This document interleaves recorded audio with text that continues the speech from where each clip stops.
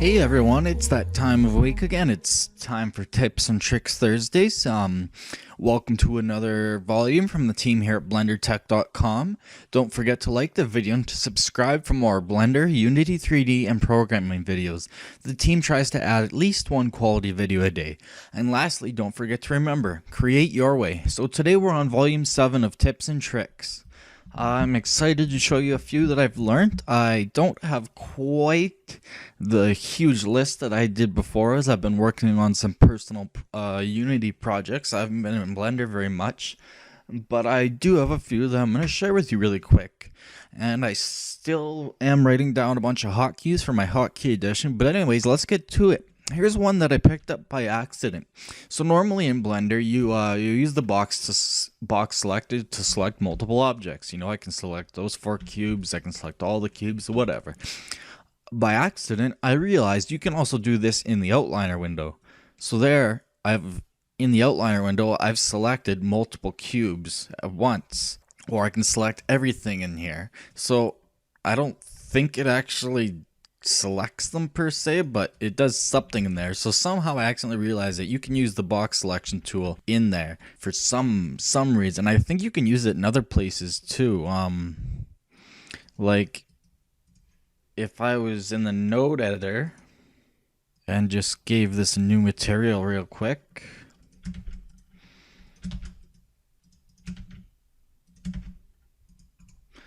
You can use box select to select more than one node at a time too. So I don't know, that was just something handy to come up with. And always don't forget, control and leftmost lets you lasso select things. Okay, that didn't work. That's weird.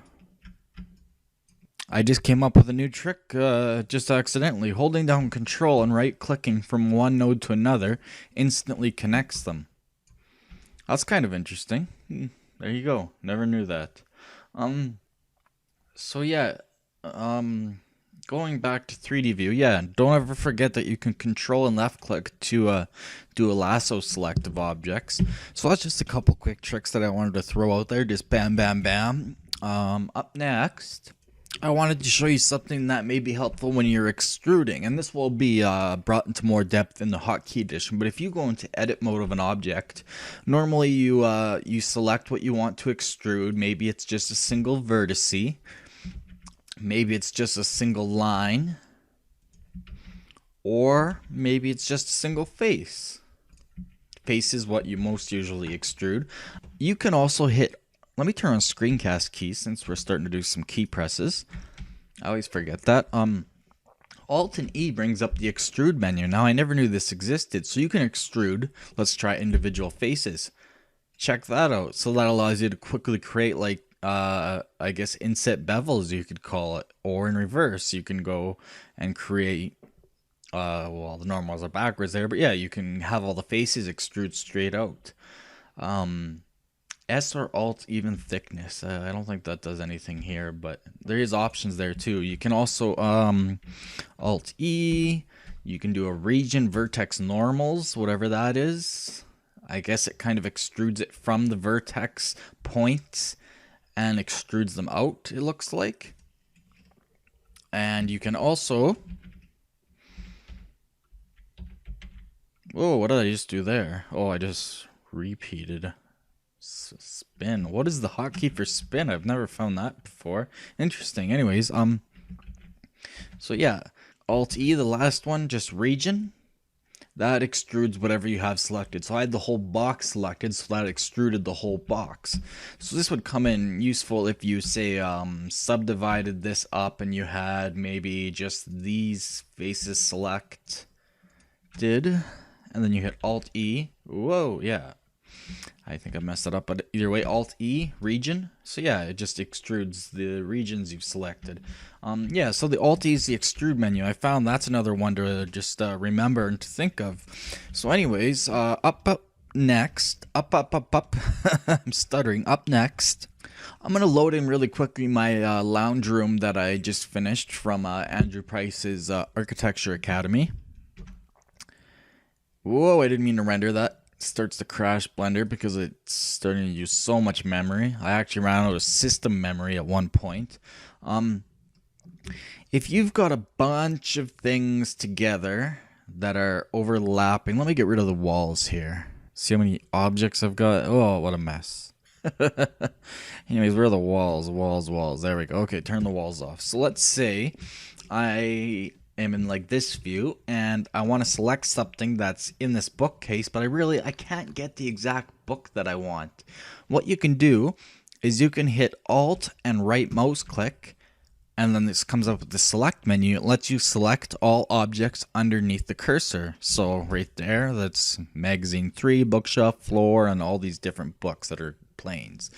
If I went over here and alt right click, I can select the globe, different parts of the globe, or the tables underneath it. So yeah, alt and right click is very useful if you've got a very complicated scene. It lets you select objects that are underneath the cursor. So that comes in extremely useful. What else can we do? Let me start a new blend file up. Alright, the next one I wanted to show you is what I call it warp, but I guess technically it's called bend. Shift plus W with whatever you've got selected, it does this. So Shift W, it lets you create interesting bends, I guess. I call it a warp still because it seems like it's warping. And if I hit Alt, it clamps. So I don't know what exactly that does, but it's another option there. So that, I don't know where it would come in useful, but it can do some very interesting things to your objects. And I believe it works off the 3D cursor. So if I do it now, yeah, so it's doing something completely different. So if I selected, say, just one face, say this face right here maybe, and hit Shift W, now it's bending based off of the 3D cursor. So you can see how it kind of bends around it and such. Whereas if I put the 3D cursor right near it and hit Shift W, you get a completely different result. So yeah, that I think would be useful in certain instances. It's just something to throw in your brain compartments and decompartments. What up next? Oh, what up? Oh yeah, okay. This is one thing that Blender I thought lacked, and I think most people think lacks. But if you use Photoshop or GIMP or whatever, there's usually an undo history where you can select what you've undone last. So let me just make a bunch of changes. I'm gonna extrude this, I'm gonna scale it, I'm gonna grab it, I'm gonna grab it again, and I'm gonna rotate it. Oh, that was an extrusion. I'm gonna rotate that, I'm gonna extrude that, I'm gonna rotate it, I'm gonna scale it, I'm gonna grab that, I'm gonna shrink not save, shrink, not that one, shrink fatten it. So there we go. I've done a bunch of things now. Now you're thinking, okay, I screwed up one of these. So normally you just undo to where you want it to get, but there is an undo history, and that is Control Alt Z. It brings up this whole menu, undo history. So now it shows me the one that I've currently on. I've currently shrink and fattened. That's what's active basically. But I can go back, and this is all the things that I've done, and it will be as big as your undo history. So the longest it will be is 64 items, or whatever limit you've set in your user settings. But yeah, that can come in very useful. So again, it's quite easy to remember. It's just Control Alt Z instead of Control Z, and I can go right back to right back to the beginning instead of undoing like 60 frickin' times. You know what I mean?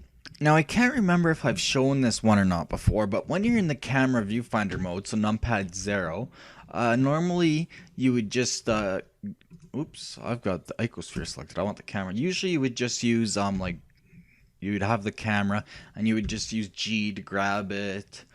You would use R to rotate it. But remember when I showed you how you can walk around your levels with, let me get out of camera view, with Shift F, you can basically walk around your levels?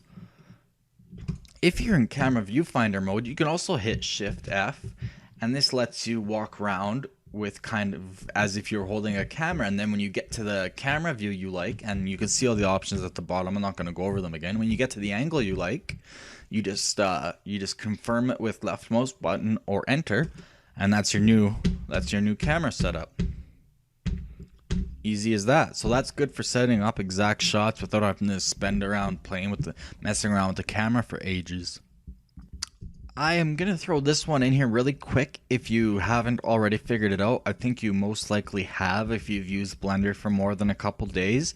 But if you are loading in an image texture of some sort, let me go into the node editor here.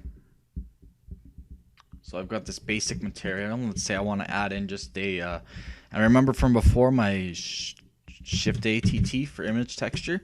I'm just going to keep reiterating that. The underlined letters are how you instantly select that. So H is for shader, so HM is a mix shader, just like that. Shift A, HG is a glossy. So just want to reiterate that. So if you have image textures or whatever, whenever you're in a menu when you're going to open something, usually you have a list like this or whatever, but there is this button up here for thumbnails, and I don't think a lot of people know this exists. Now, this can slow down or even crash Blender. It's not perfected, especially if you're opening things like huge HDR images. It can take forever to load and it can slow things down.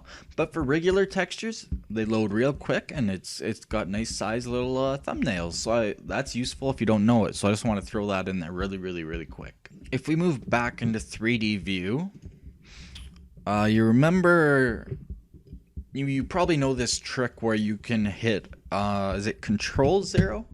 Yeah, and that snaps your camera to that view. Maybe if my camera's selected, Shift-0, Control-0, Control-0, yeah. So if you've got your camera selected, you can also choose any view that you want, and then just hit Control-0, and that kind of sets your view as the camera. But you notice it says set active object as camera. So that makes you think, active object. So that means you can work with other objects as well. So think about this. Let me throw just a regular plane up here. I'm gonna rotate along the X 90 degrees so it's flat. I meant the Y. Now I'm gonna have to rotate along the Z 90. I think, yeah, okay. So now we've got this plane pointed in this direction. So if we hit Control-0, now my plane is the camera. Kind of weird, eh? So if I position this plane so that it was in front of the cube, more or less, and then I hit Control-0. Okay, now it's backwards. I think my normals are backwards. Let me try flipping it around 180 degrees. So Control-0. Yeah, see how now my plane is the camera? So yeah, that's just an interesting thing. And this also works for other objects too. Like if you created, say, some sort of lamp, like say a spot lamp, and you wanted to set it to a specific area. Well, you can select where you want it to go, or move, sorry, where you want it to go, and then hit Control-0. Any object can become your camera, basically. Here's a little more advanced one. If you've created a new scene, so I'm going to make a new scene. This is scene 001, and I've got a new object in it, so I'm just going to make let's make a monkey today. And let's say you've edited this mesh and it's perfect. It's just the way you want it, you know, but you go, hey, I want this back in my original scene. I don't want it in this scene anymore. How do I send it over there? You think, okay, maybe I can just like drag and drop. Okay, no, Blender doesn't seem to support that. So how do I get Suzanne into my original scene? Well, the way you do that is you go Object, Make Links, Objects to Scene, and then you choose the scene you want to send it to. So I'm going to send it to Scene. As you see, I've now got a link to it. So now Suzanne's in both Scene and Scene 001. And if I move it in Scene 001, if I go back to Scene, it's also moved in Scene 001, so it's a link. But now I can delete Scene 001, and if I go back to my regular scene, it's still there. So it's now become an actual it's unlinked essentially. So now it's in this scene. So that's a quick way to move things between scenes I've found. This just came up because I was trying to link a model, but I hadn't created a group or I was trying to append a model, but I hadn't created a group that I could append, and I had a ton of meshes in there, so I couldn't append all those, and it was rigged too, so it was just a mess. So what I did was I just took everything from the scene, and I used that option to bring into my original scene that I wanted, and then I just deleted the extra scene after. So yeah, that's just a quick little tip if you've got things in multiple scenes that you want to bring back and forth. It's very useful for animations and rigging and such, because you can do things in a complete new scene and then bring them back after. I want to quickly still reiterate, if you've got an object selected and hit numpad / it brings you to local view. I still think that's a great trick. And then pressing again brings it right back to where you were. So instead of hiding everything, that's just a quick way to work on one object without anything else being in the way. So I just want to reiterate that one quickly, as always. Here's one if you're a sculptor. So let me go into sculpt mode. You bring up your tools. So normally you'd have like, let's say we wanted to make, which one would I want to use? Oh, why can I never find them? I don't do very much sculpting, so something like grab. So yeah, let's say I wanted to grab this one right here. And yeah, okay, it grabs it. But if I hold down Control and then click and do that, it does. Okay, this is a bad example. I think it works for inflate deflate. So I want to inflate. Actually, here's another trick too. When you're working with sculpting and you've got a brush selected, Shift F lets you change the strength on the fly. As you can see, it's getting stronger and weaker. So it's 100% strength, 0 strength. And I believe there's also a way to change the strength, or the radius, sorry. What is the hotkey for that? I can't exactly remember. I'll get to that. But what I was getting at originally, okay, so I can, let me make the radius bigger. I can deflate or inflate, but if I hold down Control, it deflates without having to select deflate. So I'm inflating by left clicking, and if I hold down Control, it now deflates. And that way I don't have to go over and select deflate. And I believe this works for brushes that, yeah, add or subtract. Okay, this is what I was looking for. So normally I would just add wherever I wanted. And instead of going over and having to choose subtract, I just hold down Control and click, and now I'm subtracting again. So that's very useful for if you're getting into sculpting.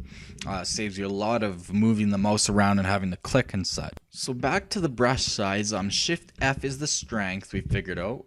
Okay, how come this isn't? Oh, I'm not selecting this window. Yeah, Shift F is for the strength. F is, F is the brush size. That's right. Okay, so yeah, you can go full 200 pixels all the way down to, well, as small as you can get it. Yeah, like 1 pixel. So yeah, F is just the way to change the brush size on the fly really fast. So basically, if you've got the brush that you need, you don't need the toolbar at all. You can change the brush size with F.